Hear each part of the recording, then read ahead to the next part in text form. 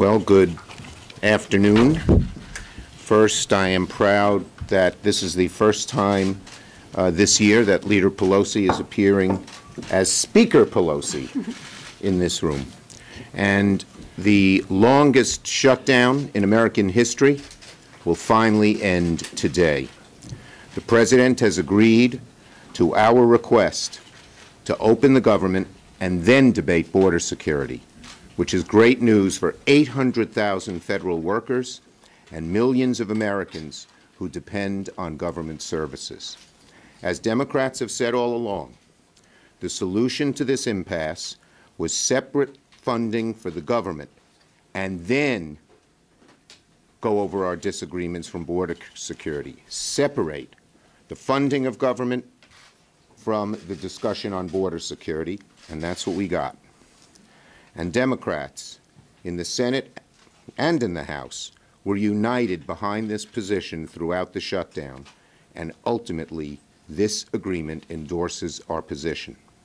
It reopens the government without preconditions, gives Democrats and Republicans an opportunity to discuss border security without holding hundreds of thousands of American workers hostage.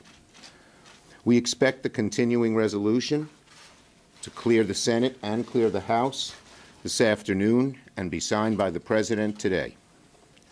And before I go on, I think on both of us, but we want to thank all the federal workers from the bottom of our hearts. They've worked so selflessly this past month without pay, showing up to do a job they knew was important, but for which they weren't fairly compensated. The workers showed up despite the callous indifference of the administration, who treated them as hostages, who treated them as pawns, who belittled their financial strain. Our dedicated public servants should never, never have to go through this again. We will do everything we can to make sure they won't have to.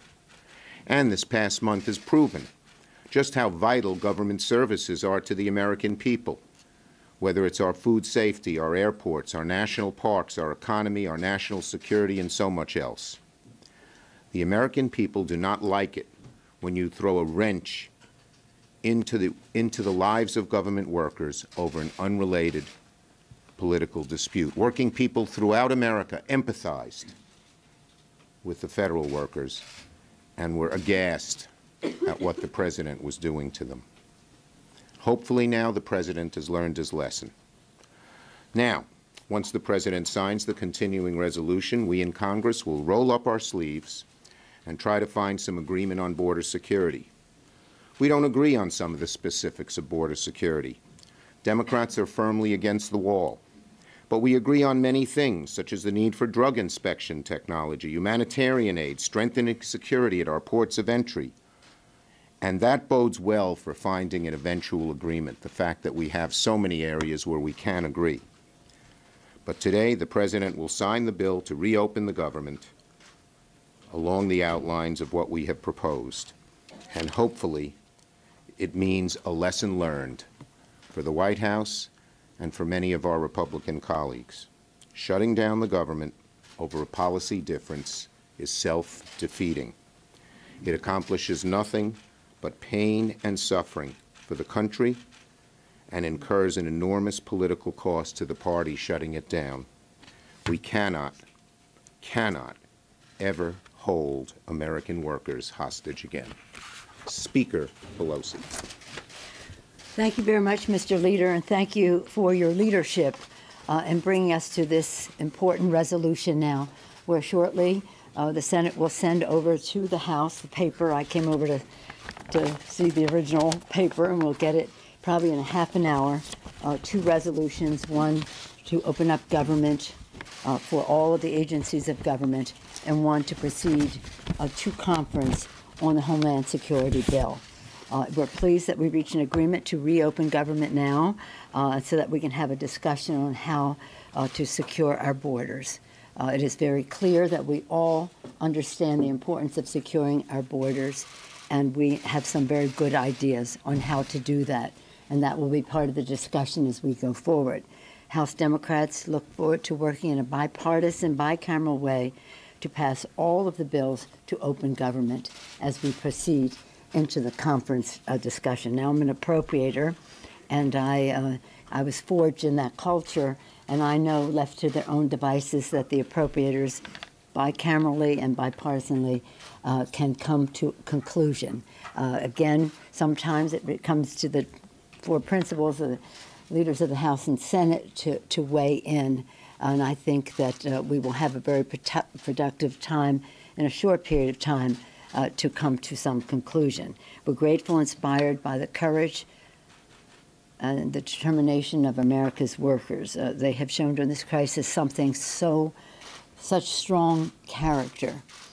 But nonetheless, they have to pay the bills when they come due, whether it's a rent check, paying their mortgage, their credit card bills, their car payment, the list goes on.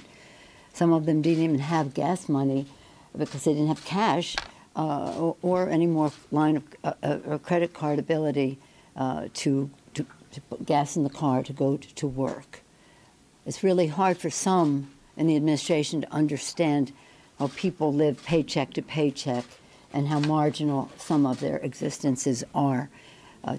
Makes a difference in how they educate their children, how they put food on the table, again, how they pay the rent, etc. So we thank them and are so glad that, as the President said earlier, as soon as possible or immediately.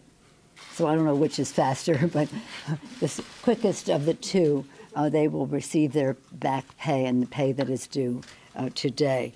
We're grateful to Democrats on both sides of the Capitol for their unity that was very, very important in these discussions.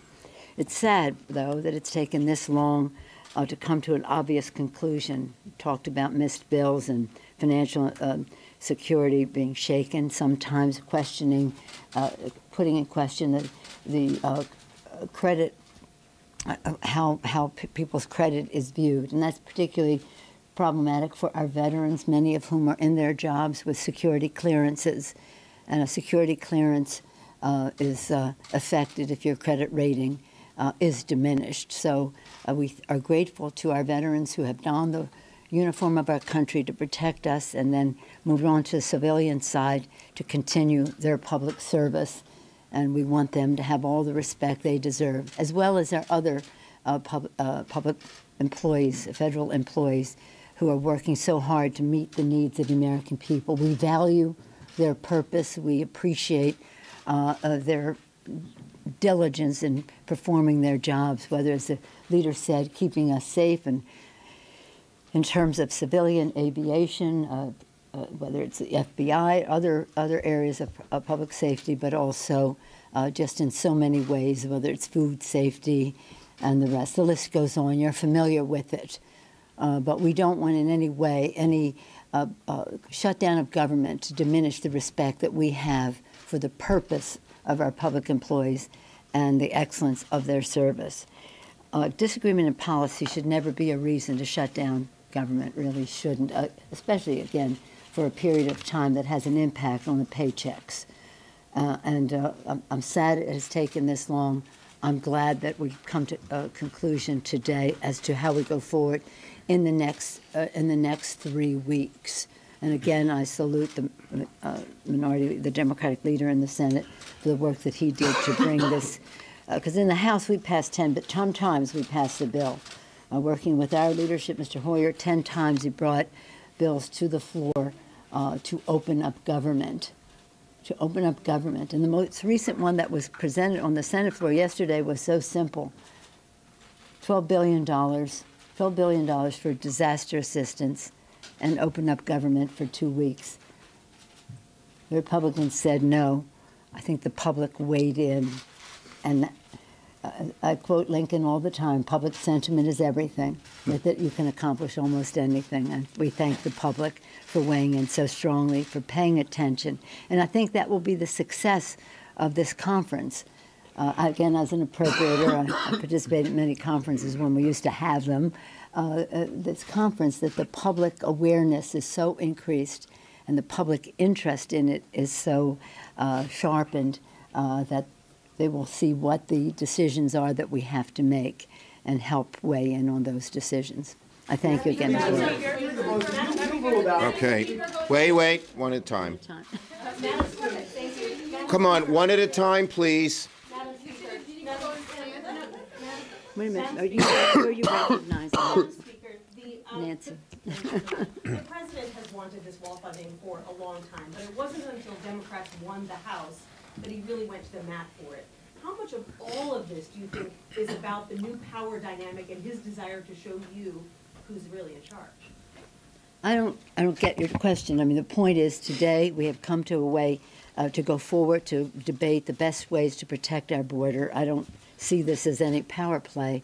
I'm referring to the past 36 days and the fact that he held out over wall funding. Well, if you're saying that the president held out over wall funding to show who was in charge, I think that's quite a bad statement to make about any leader in our country. But what I do say is let's go forward, get this done.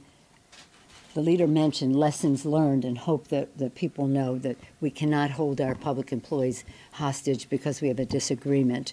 For how many, 34 days, is it now? Over 1 month, having an impact on their lives. So I don't want to make any characterizations of the president's motivation. You'll have to ask him. Go ahead. Speaker Pelosi, did the president underestimate you politically? And can you assure the public that there won't be another impasse in 3 weeks? Well, I can't assure the public on anything that the president will do, but I do have to say I'm optimistic.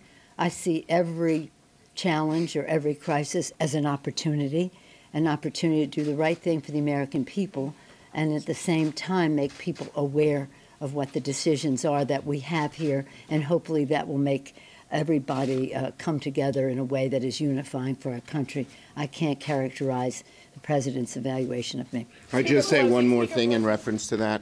I suggested to Leader McConnell that we use a conference committee format. That conference committee has Democrats and Republicans, House and Senate, sitting at a table, has worked very successfully on Homeland Security and everything and all the other bills that haven't been signed over the last several years, even when the Republicans were in charge. And so I'm very optimistic that the conference committee can come to a good conclusion and we can avoid another shutdown. Go ahead, Cheryl. The State of the Union go on as planned now. The State of the Union is not planned now. I don't get that. What I'd said to the president is when government is open, we will discuss a mutually agreeable date. And I'll look forward to doing that and welcoming the president to the House of Representatives for the State of the Union when we agree on that mutual agreeable date. This morning you were planning to announce a border security vision of Democrats, what you want. What is the state of that proposal, the status of it? And also, can you accept any sort of physical barrier in the border security plan? The work of the conference committee will draw out everyone's view of what is the best way to protect our borders. Our chair of our Appropriations Subcommittee on Homeland Security, Congresswoman Lucille Rohrabach-Allard, knows this issue very well. She will go to the table with our best ideas on how to protect our border. The leader referenced some in terms of infrastructure that relates to our ports of entry. The president talks about drugs coming into our country. 90% of the drugs come through the ports of entry. They don't come one way or another, as he was describing. They come through our ports of entry. So let us increase the infrastructure where the drugs are coming in. Let us increase, as the leader said, the technology to scan for that, for drugs, guns, other contraband, and the rest. Let us talk about some of the things we have in common with the president in terms of humanitarian assistance for those coming over. But we're not having a conference committee right now. We'll leave it up to our appropriators to come to that. But some of the things we were going to discuss were where we think, where we have evidence-based knowledge about how we best secure our borders. Last one. Go ahead. Do you think that, as someone who was in these negotiations, do you think the president underestimated the speaker? And do you think that he thought he could get what he wanted? I think he thought no one should ever underestimate the Speaker, as Donald Trump has learned.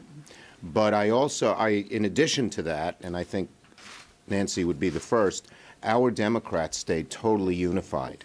And certainly in the Senate, they made huge, many attempts to take some of our Democrats and get them to side with them.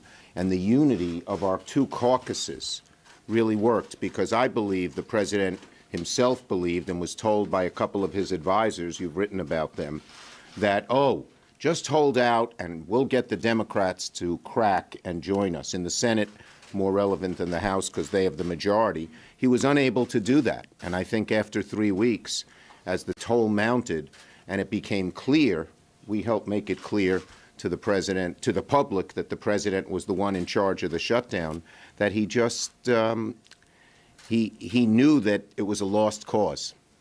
Thank you. You want to go? Clear on your position. Are you no longer ruling out any money for the wall? Are you now? Wait, have I not been clear on the wall? Okay. No, I have been very clear on the wall. Yeah, I've been very clear. But let me just go to the previous question and say this and associate myself with the remarks of the leader. In our caucus, the beauty of it is the mix. And I always say, when people say to me, oh, you're so good at organizing your caucus. No, I don't unify our caucus. Our values unify us. And I'm sure it's the same in the Senate. And the fact is that our diversity is our strength, the differences in so many different ways, including differences of opinion. That's our strength. But our unity is our power. And that is what maybe the president underestimated. Thank you, everybody. Are you open to money for the wall now? Do you want anything from the Dreamers Conference?